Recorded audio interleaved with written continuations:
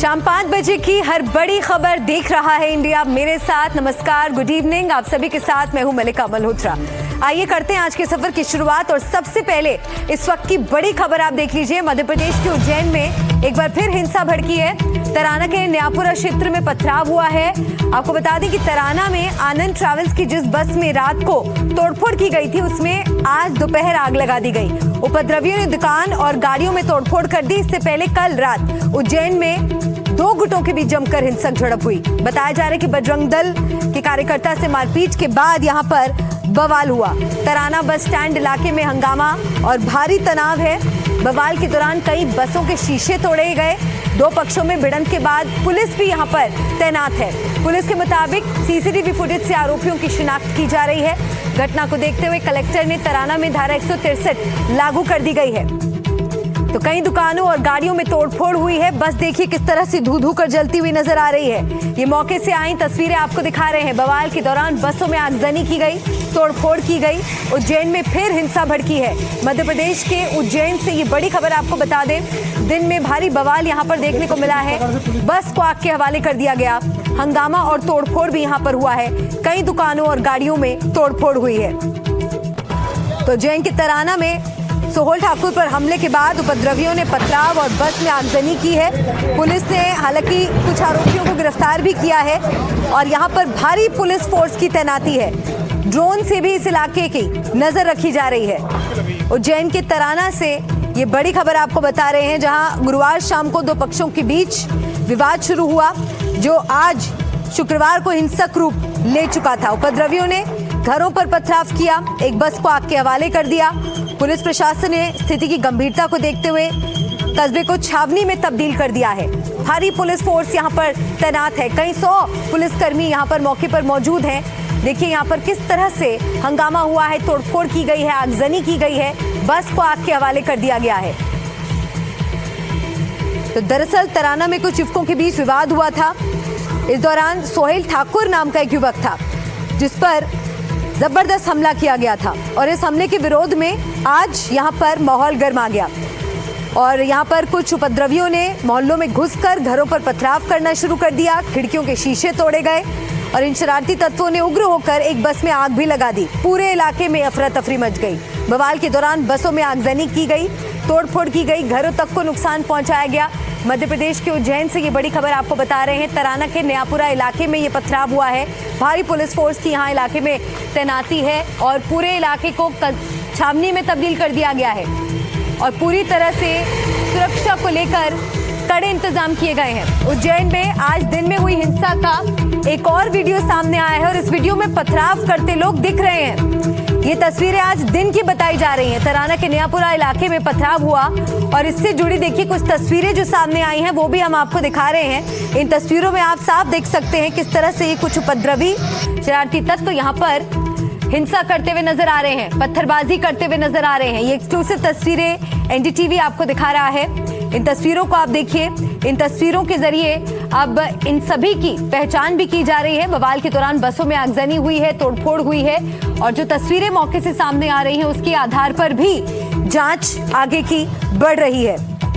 तो यहाँ पर भारी बवाल हुआ है। ये ताजा तस्वीरें हैं, ताजा वीडियो है जो सामने आया है और मेरे सहयोगी ललित जैन हमारे साथ जुड़ गए। सीधा मैं ललित का रुख करना चाहूंगी। ललित, फिलहाल तो आप ये बताइए कि अभी वहां पर मौके पर क्या स्थिति आप देख रहे हैं? क्या अभी भी वहां पर तनाव बना हुआ है?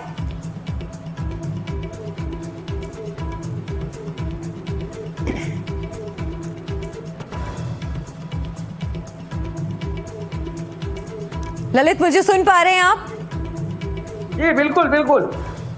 फिलहाल वहां पर क्या देख पा रहे हैं आप ललित? क्या स्थिति है वहां भी?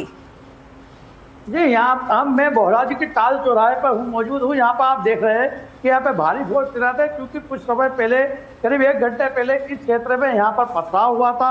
इसके पास में गली में भी कुछ लोग हथियार लेके निकल गए थे, लठी डंडा लेके निकल गए थे। इसलिए भारी बल तैनात है। साथ में यहाँ पे अभी आज जो देख रहे हैं आप उनके जो भारी पुलिस बल है यहाँ पर निकल रहा है, लोगों को सचेत करने के लिए निकल रहा है। यहाँ पर डीआईजी नवनीत भसीन भी आ चुके हैं, एसपी प्रदीप शर्मा भी है और स्थिति पूरी तरह तनावपूर्ण है। हालांकि जो पुलिस है वो लोगों को घरों से बाहर नहीं निकलने दे रही, फिर भी जो लोग हैं अपनी छतों पर है या दरवाजे पर बैठे हुए हैं। माहौल में अभी जो कुछ 1 से 2 घंटे के अंदर कोई घटना नहीं हुई है, पर तनावपूर्ण माहौल है और कभी भी कुछ भी घटना की आशंका व्यक्त की जा रही है। ललित, अगर हो सके तो आप इलाके की कुछ तस्वीरें भी दर्शकों को दिखाइए। कहाँ वो इलाका है, कौन सा वो हिस्सा है जहां पर इस तरह की जो हमने देखी है तस्वीरें तोड़फोड़ की सामने आई हैं, और अभी वहां पर जो पुलिस फोर्स की तैनाती है उसको लेकर क्या अपडेट है वो भी दिखाइए। जी, जैसे कि अभी हाल फ्लैग मार्च से निकला है और आप देख रहे हैं भोराजी की ताल जो रहा है, यहाँ पे पुलिस फोर्स तैनात है। यहाँ पे जो थाना प्रभारी एक उज्जैन के नानाखड़ा के और नरेंद्र यादव खड़े हुए हैं और ये वो गली है जहाँ पर कुछ समय पहले पथराव हुआ था, जिसके बाद में तनाव और ज़्यादा बढ़ गया था। हालांकि यहाँ पे चौराहे पर पुलिस फोर्स तैनात होने के कारण अब स्थिति नियंत्रण में है। इस गली के पास में नया बाखल है जहां पर हिंदूवादी संगठन के कुछ लोग हथियार लेकर निकल गए थे।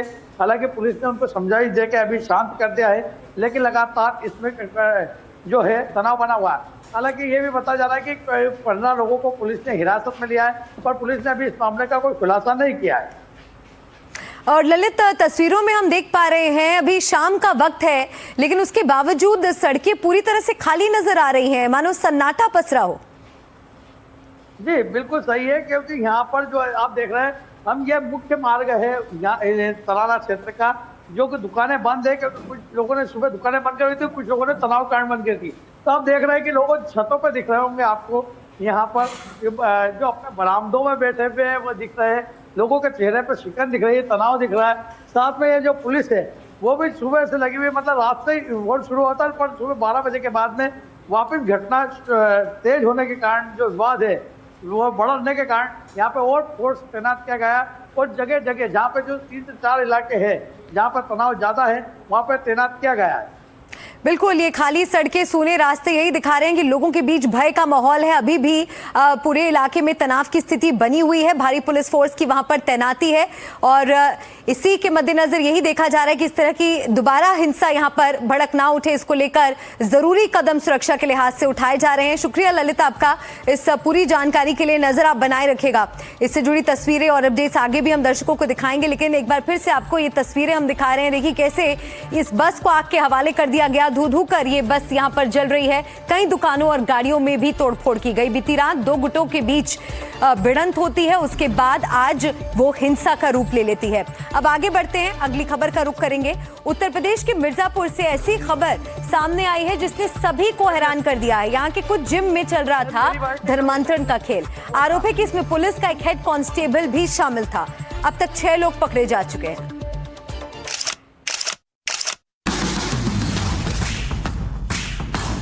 फिटनेस के नाम पर बड़ी साजिश। पहले दोस्ती, फिर धर्मांतरण।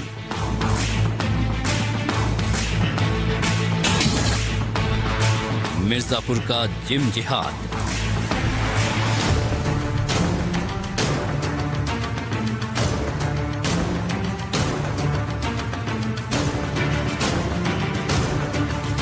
इन लोगों को देखिए, दिखने में किसी मॉडल से कम नहीं। ये जिम में ट्रेनर थे, लेकिन इनका काम कुछ और ही निकल कर आ रहा है।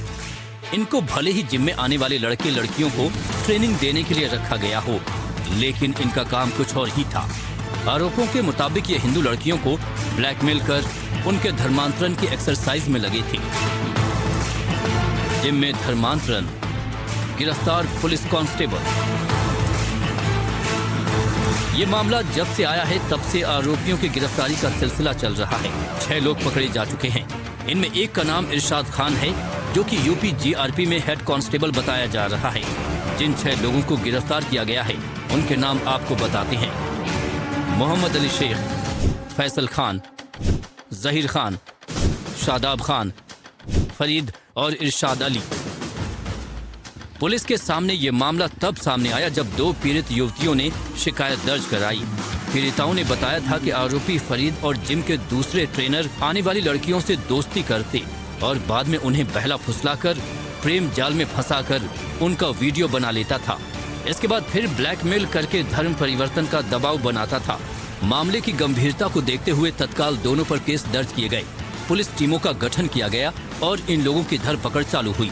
मुख्य आरोपी फरीद को एनकाउंटर के बाद गिरफ्तार कर लिया गया।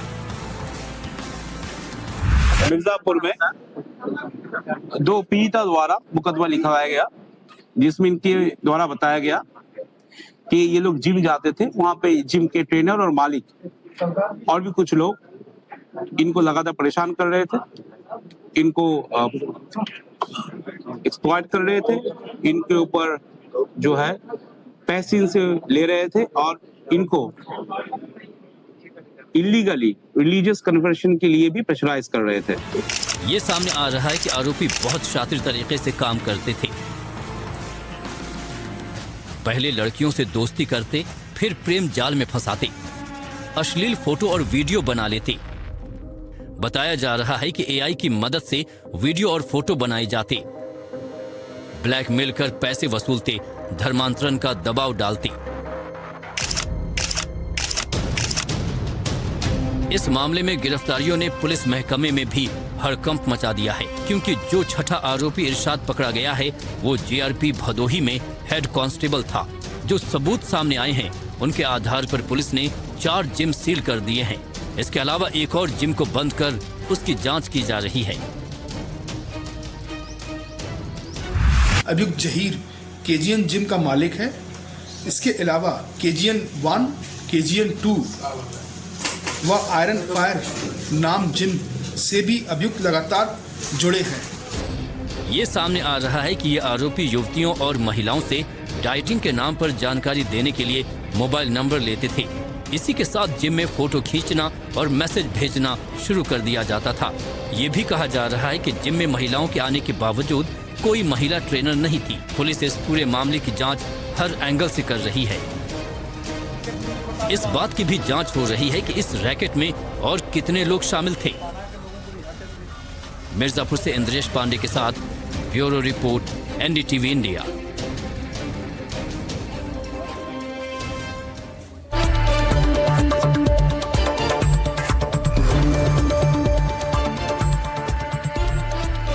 लखनऊ की किंग जॉर्ज मेडिकल यूनिवर्सिटी यानी केजीएमयू एक बार फिर सुर्खियों में है।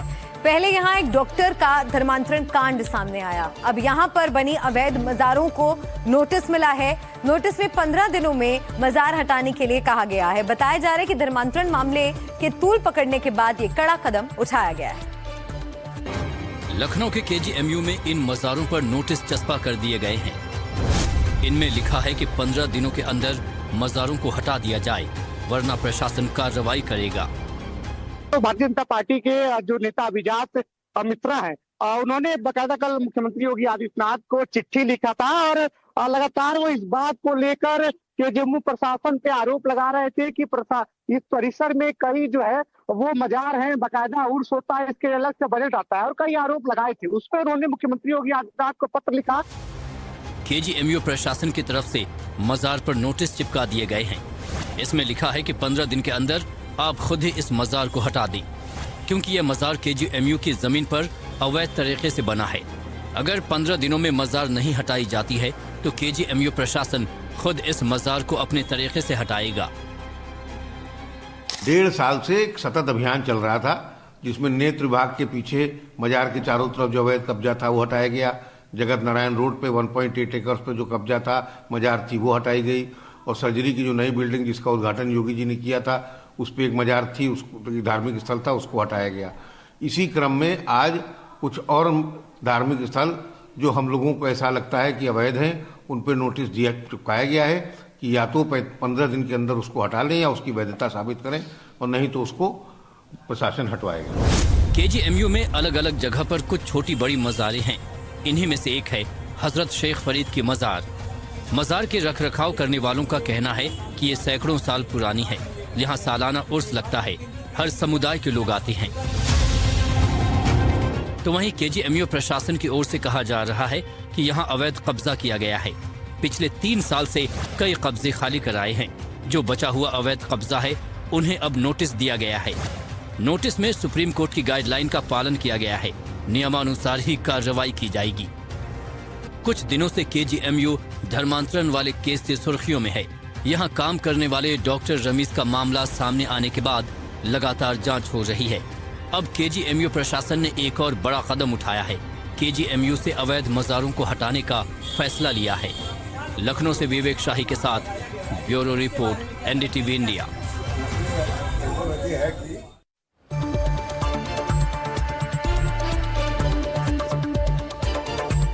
दबंगों गुंडों की कहानियां आपने आए दिन सुनी होंगी। आज हम आपको गोरखपुर की दबंग गर्ल के बारे में बताने जा रहे हैं, जिसने अपने जन्मदिन की पार्टी में एक युवक को गोली मार दी। उसके कारनामों की जांच शुरू हुई तो हैरान करने वाली बातें भी सामने आ रही हैं। यूट्यूबर पर वीडियो बनाने वाली ये लड़की दर्जनों लोगों को ब्लैकमेल किया करती थी। ये भी सामने आ रहा है कि कई पुलिस वाले भी इससे पीड़ित थे। खूबसूरत लेकिन खतरनाक गोरखपुर की ब्लैकमेलर क्वीन। गुस्सा आया तो मार दी गोली। इसका नाम है अंशिका सिंह उर्फ अंतिमा। ये वीडियो और तस्वीरें देखकर कोई ख्वाब में भी ये नहीं सोच सकता कि इस खूबसूरत मुस्कान के पीछे एक खौफनाक किरदार है। इसका एक कारनामा सामने आया तो फिर पूरी किताब ही खुलती चली गई। रंगदारी, ब्लैकमेलिंग, गुंडागर्दी, इन सब में बेहद शातिर निकली अंशिका। लेकिन ये पुलिस के हत्थे कैसे चढ़ी, इसकी कहानी 20 जनवरी को अंशिका की जन्मदिन पार्टी से शुरू होती है। जो जानकारी सामने आ रही है उसके मुताबिक 20 जनवरी को गोरखपुर कैंट इलाके के सिंगड़िया में दोस्तों के साथ मॉडल शॉप के पास अंशिका बर्थडे मना रही थी। वहां उसका एक प्राइवेट हॉस्पिटल के मैनेजर से विवाद हो गया। अंशिका ने उस पर पिस्टल तान दी। दोनों के बीच छीना झपटी में गोली मैनेजर के दोस्त के पेट में जा लगी। मामले की जांच आगे बढ़ी तो मामला रंगदारी का निकला। अंशिका के खिलाफ कैंट थाने में द्विवेदी चाइल्ड केयर के मैनेजर विशाल ने केस दर्ज कराया। विशाल ने बताया कि कुछ दिन पहले अंशिका एक अन्य व्यक्ति बंटी को लेकर अस्पताल पहुंची। उसने उसी वक्त मोबाइल नंबर लिया और चली गई। कुछ दिन बाद अंशिका दोबारा अस्पताल पहुंची। बाहर बुलाया, फिर पिस्टल दिखाकर 12,000 रुपए ले लिए। आरोप है कि अंशिका ने 20 जनवरी को भी मैनेजर से कॉल करके 50,000 रुपए मांगे। रेप केस में फंसाने की धमकी दी। जानकारी के मुताबिक विशाल 20,000 का इंतजाम करके 2 दोस्तों के साथ अंशिका को पैसा देने सिंगड़िया पहुंचा, लेकिन कम पैसे देख अंशिका भड़क गई और गोली चला दी। गोली विशाल के दोस्त अमिताभ निषाद को लगी। परसों शाम को थाना कैंट अंतर्गत चौकी इंजीनियरिंग कॉलेज से सूचना मिली थी कि कुछ व्यक्तियों में विवाद हो गया, जिसमें महिला द्वारा गोली चलाई गई थी जो पुरुष को लग गई थी और घायल हुआ था। इस प्रकरण में सुसंगत धाराओं में मुकदमा पंजीकृत कर 2 लोगों को गिरफ्तार कर जेल भेज दिया गया है और इसमें अगली कार्रवाई की जा रही है। अच्छा, गोली किससे चली थी, कुछ पता चल पाया जांच में? अभी तक जांच में यह आया है कि अंशिका नामक एक युवती के द्वारा गोली चली थी, परंतु उसमें अभी और डेप्थ में जांच चल रही है। घटना के बाद मौके पर मौजूद लोगों ने अंशिका और उसके साथियों को पकड़कर पुलिस के हवाले कर दिया। इससे अंशिका से जुड़ी कई बातें सामने आ रही हैं। ये सामने आ रहा है कि उसने पुलिस वालों तक को ब्लैकमेल कर रखा था। जानकारी के मुताबिक महंगे शौक पूरे करने के लिए वो लोगों को फंसाती थी। न्यूड होकर वीडियो कॉल करती, वीडियो कॉल रिकॉर्ड कर लेती थी। इसके बाद पैसे वसूलती थी। बताया जा रहा है कि ब्लैकमेलर अंशिका ने 5 साल में करीब 150 लोगों से वीडियो कॉल पर संपर्क किया। इनमें करीब 12 पुलिस वाले भी थे जिन्हें वो ब्लैकमेल करती थी। अंशिका के मोबाइल से कई पुलिसकर्मियों के साथ फोटो और वीडियोस भी मिले हैं। कुछ वीडियो बेहद आपत्तिजनक हैं। आरोप बेहद संगीन है। अंशिका ने पुलिस वालों तक को भी नहीं छोड़ा। ये सामने आ रहा है कि अंशिका मौज मस्ती और महंगे शौक पूरा करने के लिए लोगों को ब्लैकमेल कर पैसे वसूलती। अपने मकान मालिक के साथ आम लोगों को भी शिकार बनाया। अपने दोस्तों को ब्लैकमेल किया। मौज मस्ती के वीडियो और तस्वीरें सोशल मीडिया पर पोस्ट करती रहती। इंस्टाग्राम अकाउंट पर एक वीडियो संत कबीर नगर कोतवाली के सामने पुलिस जीप के पास का है, जिसमें आपत्तिजनक गाना लगा है। अंशिका और उसके साथियों पर गाड़ी चोरी का भी केस दर्ज है। 12 अक्टूबर 2025 को अंशिका और उसके 6 साथियों पर थार चोरी और फर्जी नंबर प्लेट लगाने का केस दर्ज हुआ था। जांच में सामने आया कि सितंबर 2025 में अंशिका दोस्तों के साथ दिल्ली घूमने गई थी, जहां से उन्होंने थार किराए पर ली और वापस नहीं लौट आई। 13 अक्टूबर को पुलिस ने 2 आरोपियों प्रिय प्रवास दुबे उर्फ विक्की और आकाश वर्मा उर्फ बंटी को गिरफ्तार कर जेल भेज दिया था। ये खबर मिलते ही अंशिका अंडरग्राउंड हो गई थी। पुलिस को गाड़ी से 4 फर्जी नंबर प्लेट भी मिली थी, 2 हरियाणा, 1 बिहार और 1 गोरखपुर की। मामले बेहद संगीन है। पुलिस को ब्लैकमेलिंग तक की बात सामने आ रही है। अभी तक की जो जांच में आया है, इनके थाना खुराबार में पिछले साल गाड़ी चोरी करने का मुकदमा पंजीकृत है। इसके अलावा बाकी पुलिस द्वारा जांच की जा रही है। ब्लैकमेलिंग भी इस बात सामने आ रही है कि कुछ लोग ब्लैकमेल करके पैसा भी वसूल रहे हैं। अभी तक पुलिस का वैसी कोई तहरीर या जांच में ऐसा कुछ भी साक्ष्य नहीं मिला है। ऐसा कोई भी अगर तहरीर प्राप्त होती है तो उस पर सुसंगत धारा में मुकदमा पंजीकृत कार्रवाई की जाएगी। अंशिका से जुड़े सभी पहलुओं की जांच की जा रही है। मोबाइल के डिटेल भी निकाले जा रहे हैं। फिलहाल ये दबंग ब्लैकमेलर जेल में है और इसकी कारस्तानियों की किताब के पन्ने खंगाले जा रहे हैं। गोरखपुर से अबरार अहमद के साथ ब्यूरो रिपोर्ट, NDTV इंडिया। और आइए बात करते हैं सोशल मीडिया पर वायरल होते एक डरावने वीडियो की। एक बच्चा 6ठी मंजिल की बालकनी की ग्रिल पर बैठा है। उसके आसपास कोई नहीं है, कोई सपोर्ट नहीं है। वीडियो देखकर लग रहा है कि कोई हादसा ना हो जाए। इस वीडियो ने एक बार फिर ये सवाल उठा दिया है कि माँ बाप अपने बच्चों को लेकर सतर्कता क्यों नहीं बरतते। बच्चे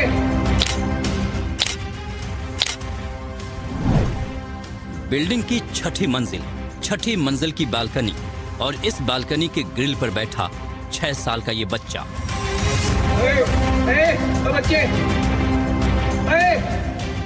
17 सेकंड का ये वीडियो जो भी देख रहा है उसकी सांसें थमी जा रही हैं। वीडियो में साफ दिख रहा है कि बच्चे के पैर बालकनी के बाहर की तरफ हवा में लटके हुए हैं। कोई सपोर्ट नहीं है। उसके घर में से कोई उसे नहीं देख रहा। बच्चे के सामने सिर्फ एक हल्का सा जाल लगा है जो पक्षियों के लिए लगाया जाता है। ये बच्चा उसी हल्के से जाल को पकड़कर आराम से खेल रहा है। सोशल मीडिया पर तेजी से वायरल हो रहा ये वीडियो गाजियाबाद के इंदिरापुरम का है। वीडियो करीब 1 हफ्ते पुराना है। साफ दिखाई दे रहा है कि इस हल्के से जाल की वजह से ये बच्चा संभला हुआ है। सोसाइटी की 6ठी मंजिल की बालकनी पर बैठे इस बच्चे पर जैसे ही सोसाइटी के लोगों की नजर पड़ी, उनके होश उड़ गए। किसी ने इस बच्चे का वीडियो भी बना लिया। वीडियो बनाने वाला शख्स लगातार उस बच्चे को आवाज भी लगा रहा है। बच्चे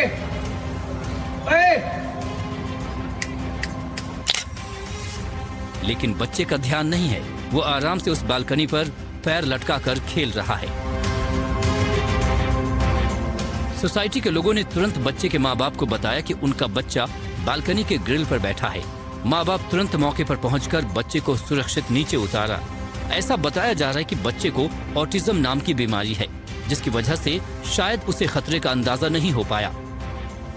लेकिन माँ बाप को भी बच्चे का ध्यान रखना चाहिए, खास तौर से तब तो और भी ज्यादा जब उसे ऑटिज्म है। फिलहाल बच्चा पूरी तरह से ठीक है। सोशल मीडिया पर लोग अभिभावक को बच्चों पर ध्यान रखने की बातें कर रहे हैं। ये एक बड़ा हादसा होते होते बच गया।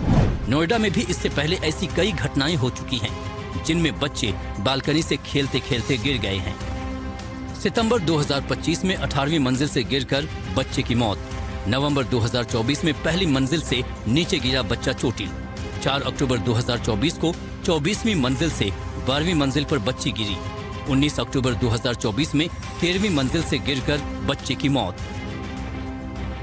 गाजियाबाद में हुई इस घटना ने हाई राइज सोसाइटी में रहने वाले बच्चों की सुरक्षा पर एक बार फिर से बड़ा सवाल खड़ा कर दिया है। साथ ही लोग इस मामले को लेकर माँ बाप को अपने बच्चों का ध्यान रखने की सलाह दे रहे हैं। Bureau report, NDTV India. और अब बात एक ऐसी शादी की जो बेहद अनोखी है, क्योंकि वो जेल में बंद 2 कैदियों की शादी है। जेल में सजा काट रहा ये जोड़ा प्रेम में पड़ा और फिर बात शादी तक पहुंच गई। कोर्ट से इन्हें पैरोल मिली है ताकि ये शादी कर सके।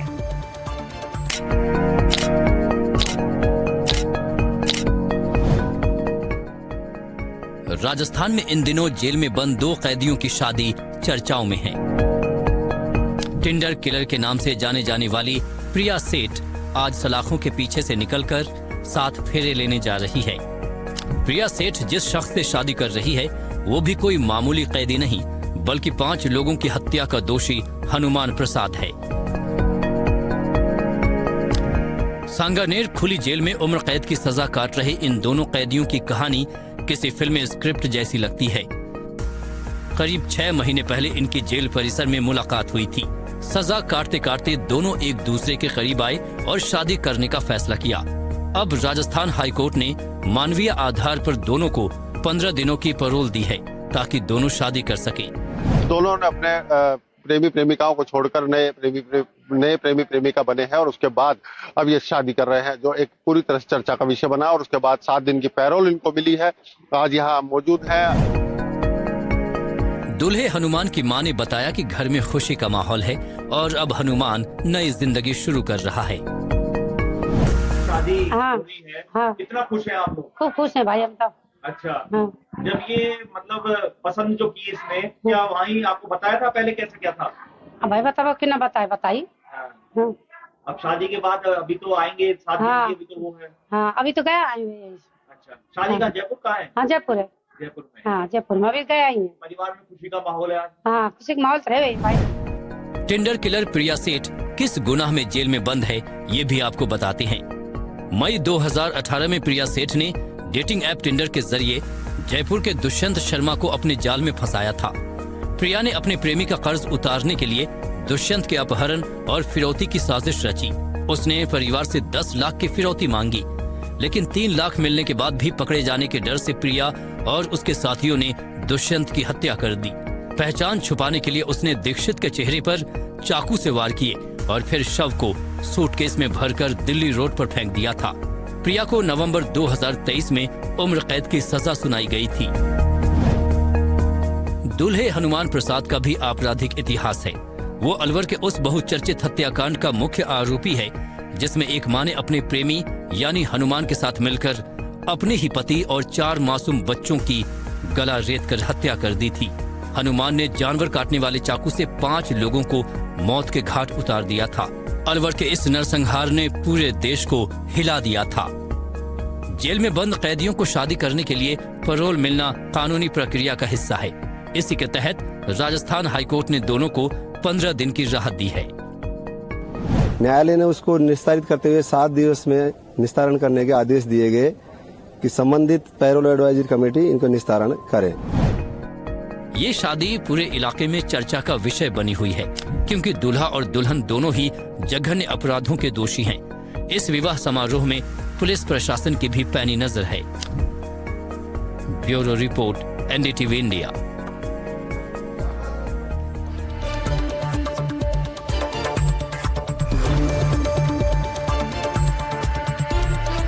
आज दिल्ली एनसीआर का मौसम भी एकदम से बदल गया। सुबह से रुक रुक कर तेज बारिश होती रही, पारा और गिर गया। दिल्ली, नोएडा, गुरुग्राम में भारी बारिश हुई। पंजाब, हरियाणा, राजस्थान में भी भारी बारिश देखने को मिली। तो ये तस्वीरें आपको दिखा रहे हैं दिल्ली एनसीआर की। ये तस्वीरें देखिए, पारा तो नीचे गिर गया है। ठंड एक बार फिर से मानो लौट आई हो। ठिठुरन भी बढ़ गई है। जो बर्फबारी हुई है पहाड़ों पर, कहीं ना कहीं उसका असर ये मैदानी इलाकों में देखने को मिल रहा है। पारा नीचे गिर गया है। झमाझम बारिश सुबह से हुई है और कश्मीर से लेकर दिल्ली तक कड़ाके की सर्दी इस वक्त महसूस की जा सकती है। और पंजाब, हरियाणा, राजस्थान में भी आज भारी बारिश का दौर देखने को मिला। और मेरे सहयोगी रवीश रंजन की एक रिपोर्ट आपको दिखाते हैं। दिल्ली एनसीआर में करीब 2 घंटे से लगातार बारिश हो रही है। उसकी वजह से विजिबिलिटी कम हो गई है, लेकिन अच्छी बात यह है कि दिल्ली का जो प्रदूषण है वो खराब दर्जे का था।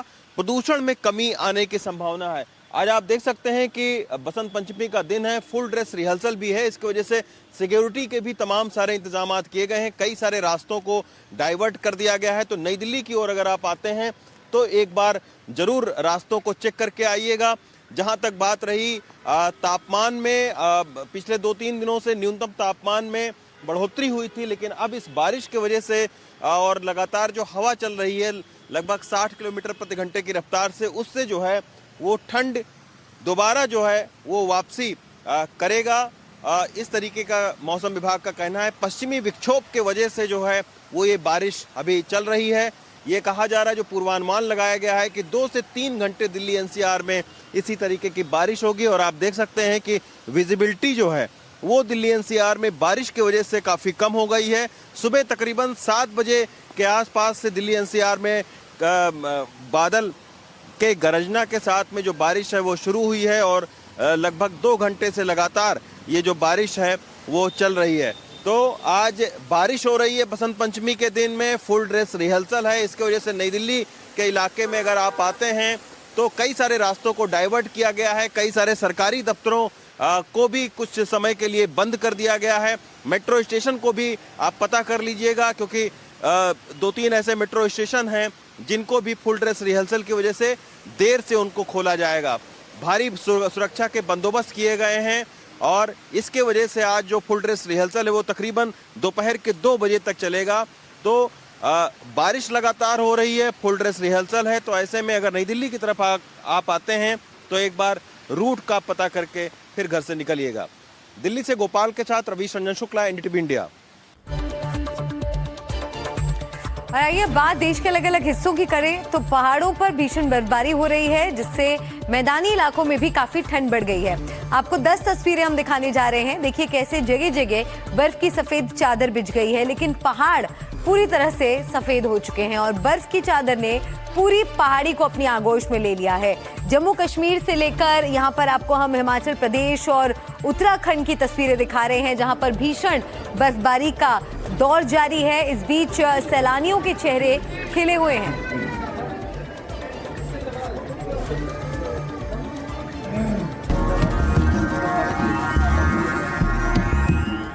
जिस तरफ भी देखें पहाड़ों पर बर्फ के फूल खिले हुए हैं। पेड़ पौधे, पहाड़, सड़कें सब सफेद है। जम्मू कश्मीर और उत्तराखंड से लेकर हिमाचल प्रदेश तक में मौसम ने ऐसी करवट बदली है कि समय जैसे सफेद जादू में बदल गया है। जम्मू कश्मीर के पहलगाम में साल की पहली बर्फ गिरी है, जिसे कश्मीरी में नौशीन कहते हैं। पर्यटन उद्योग के भीतर इस बर्फ से उम्मीद जगी है कि अब और सैलानी आएंगे। अपनी खूबसूरती के लिए मशहूर हिल स्टेशन पटनी टॉप भी इस पहली बर्फबारी से और खिल उठा है। और ये है गुलमर्ग, इसे भारत का स्विट्जरलैंड भी कहा जाता है। यहाँ पहाड़ियों का समा अचानक बदल गया। सैलानियों की खुशी और उल्लास देखते ही बन रहा है। बेशक गुलमर्ग रोड पर लगा जाम कुछ परेशान करने वाला है। बहुत अच्छा लग रहा है, बहुत खूबसूरत मौसम है यहाँ। अच्छा, हाँ। इसी को देखने, बर्फ देखने आप लोग आए थे? हाँ जी, यही बर्फ देखने आए थे हम लोग। बहुत बढ़िया माशाल्लाह। लेकिन फिलहाल जाम के चक्कर में रुके हुए, हमारी गंडोला राइड है। बहुत बढ़िया जी, मजा आ रहा है बहुत। आप कहाँ से आए? मेरठ। मेरठ से आए जी। पहली बार कभी बर्फ देखी थी? नहीं, फर्स्ट टाइम है। और कहाँ जा कहाँ रहे थे? हमारी गंडोला राइड है। गंडोला राइड है, गुलमर्ग जा रहे हैं। बर्फ वैष्णो देवी के दर्शन और श्रृंगार के लिए भी चली आई है। कटरा में चित्रकूट पर्वत और भवन बर्फ से ढक चुके हैं। हालांकि मौसम का हाल देखकर वैष्णो देवी यात्रा फिलहाल रुक दी गई है। कश्मीर के रियासी जिले के माहौर में बर्फ की सफेद चादर बिछ गई। तापमान और गिर गया, ऊंची पहाड़ी ढलानें बर्फ से पट गई। डोडा जिले की ऊंची पहाड़ियों में भी बीती रात से 2 से 3 फुट बर्फ गिर चुकी है। मौसम के करवट बदलने से लोगों ने राहत की सांस ली है, क्योंकि खुश्क सर्दी से कई लोग बीमार हो रहे थे। ऊपर से ये बर्फबारी सेब और अन्य फसलों के लिए काफी जरूरी है। अचानक भारी बर्फबारी से राजौरी जिले में कई अहम सड़कों को बंद करना पड़ा। हालांकि बर्फ काटने वाली मशीनें तैयार हैं ताकि लोगों की दिक्कत न बढ़े। उधमपुर में जम्मू श्रीनगर नेशनल हाईवे को एहतियातन बंद कर दिया गया है। लोगों से अपील की गई है कि वो सड़कों की पूर्व जानकारी लेकर ही बाहर निकले। उधर बांदीपुरा के गुरेज सेक्टर में भारी बर्फबारी के चलते बांदीपुरा गुरेज रोड को बंद कर दिया गया। जम्मू कश्मीर से अलग पहाड़ों की रानी शिमला की अलग रौनक रही। बीती रात अचानक मौसम बदला और बर्फबारी शुरू हुई तो यहाँ मौजूद सैलानियों की खुशी का ठिकाना नहीं रहा। हिमाचल का डलहौजी अपनी शांति और सुरम्यता के लिए जाना जाता है। वहाँ पिकनिक स्पॉट लक्कड़ मंडी में भी खूब बर्फबारी हो रही है। पर्यटन से जुड़े लोग खुश हैं कि इस सीजन में अब कारोबार जोर पकड़ेगा। थोड़ी कमी थी, अब ऐसा है बर्फ भी बढ़ी है तो टूरिस्ट भी काफी आएंगे घूमने। हिमाचल में सब साइड है। बर्फबारी से सेब किसानों के भी चेहरे खिल गए हैं। आज ये बर्फबारी हिमाचल प्रदेश में जो हुई है, हमारी सेब की आर्थिकी के लिए जो है बहुत ही जो है उत्तम है, जिससे हम कहते हैं कि सफेद सोना जो है आज बरस गया है। मौसम की बात हो रही है तो अब आपको रूस ले चलते हैं। रूस के कामचटका की तस्वीरें आई हैं सामने, जहां बर्फबारी में 60 सालों का रिकॉर्ड टूट गया है। यहाँ बर्फबारी से इतना बुरा हाल है कि बर्फ की चादर नहीं बल्कि बर्फ का पहाड़ बन गया है। आप तस्वीरों में देख सकते हैं कि कैसे ऊंची ऊंची इमारतें मंजिलों तक बर्फ में धंसी हुई हैं। साल के शुरुआती 15 से 16 दिनों में 2 मीटर से ज्यादा बर्फ और गिर चुकी है। शहर में बर्फ की परत 170 सेंटीमीटर तक पहुंच गई है। कुछ इलाकों में 250 से 500 सेंटीमीटर यानी 5 मीटर तक के बर्फ के ढेर बन गए हैं। इस रिकॉर्ड तोड़ बर्फबारी से जुड़े कई वीडियो सामने आ रहे हैं। इमारतों की 12-12 मंजिलें तक बर्फ में धंस चुकी है।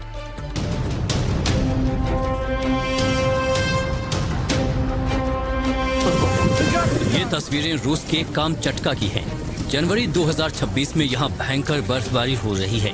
रिकॉर्ड ऐसा टूटा है कि 60 सालों में सबसे ज्यादा बर्फ गिर रही है। शहर के बड़े इलाकों में कई मीटर ऊंची बर्फ की परतें जम गई, जिससे इमारतों के दरवाजे बंद हो गए, कारें दब गईं। हालात ये हैं कि इमारतों की 12-12 मंजिलें तक बर्फ में दब गई हैं। लोग घरों से निकलने के लिए खुदाई कर रहे हैं। कारें पूरी तरह बर्फ में दबी हुई हैं। 1970 के दशक के बाद ऐसे हालात हुए हैं। यहाँ कई कारें 1 महीने से बर्फ में दबी हैं। रूस के कामचटका में हुई भीषण बर्फबारी ने पूरे के पूरे शहर को जकड़ लिया है। यहाँ सड़कों से लेकर लोगों की घरों की छतों और छज्जों तक बर्फ ही बर्फ नजर आ रही है। कामचटका शहर में बर्फबारी का मंजर ऐसा रहा कि एक ही रात में 4-4 मंजिलों तक इमारतें दब गईं। कहीं कहीं 12 मंजिल तक बर्फ में धंसी हुई हैं। सोशल मीडिया पर इस घटना के कई वीडियो सामने आए हैं।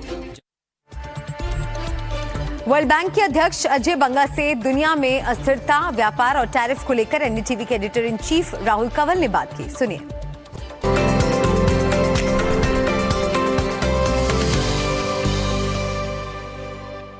The World Bank exists in a certain context where there's a rules-based order.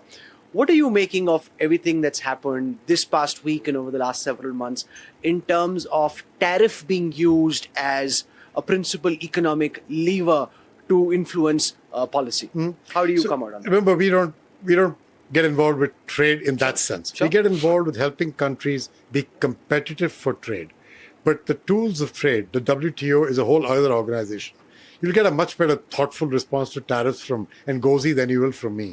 My view is very simple. My view is that actually, if you think about trade over the last 20 years, and if you bear with me for 2 minutes, I'll give you some interesting facts, sure, please, which most people don't think about. In the last 20 years, global trade has quadrupled. The emerging markets, which is the countries we are interested in discussing, have actually gone from 20% of that to 40%. So their share is doubled while the trade has quadrupled, meaning the emerging markets are no longer a passenger. They are an integral part of the trade ecosystem. The second is regional and bilateral deals. India has a number of them, but many countries have them. In the same 20 years, they've gone from 135 roughly to 350 roughly, almost 3 times. In the last 10 years, 10 have been signed. 100 have been signed in the last 10 years. So if you think about it, the idea of not just relying on global trade, but also doing regional and bilateral deals has become important. Third factor, the opportunity for trade within a region is not understood properly. In Africa, intra-regional trade in Africa is only 15% of their trade. In South Asia, it's under 10. You know what it is in East and Southeast Asia? 50+%. I'm not talking about Europe, which is a combination. This is ASEAN. And so I think the opportunity for a lot of countries is to think about trade differently and to think about reducing your own tariffs, because a lot of the emerging markets actually have tariffs as well, and including India, but other countries too. And then the second part is, can you reduce your non-tariff barriers? You know, simplification of trade, digitization of trade, reducing border challenges, things of that nature. And then the third part of that is, if you do those 2 things well, can you also encourage competitiveness and investment in the right industries for your future? And I think India has done pretty well on a number of these, but the topic of trade, I view from a different lens. I view from the fact that the emerging markets are now integral in trade. And you shouldn't allow yourself to get distracted by one discussion on tariffs here, which changes tomorrow. Think about what you can do in that environment to make your country prosper in this trade ecosystem.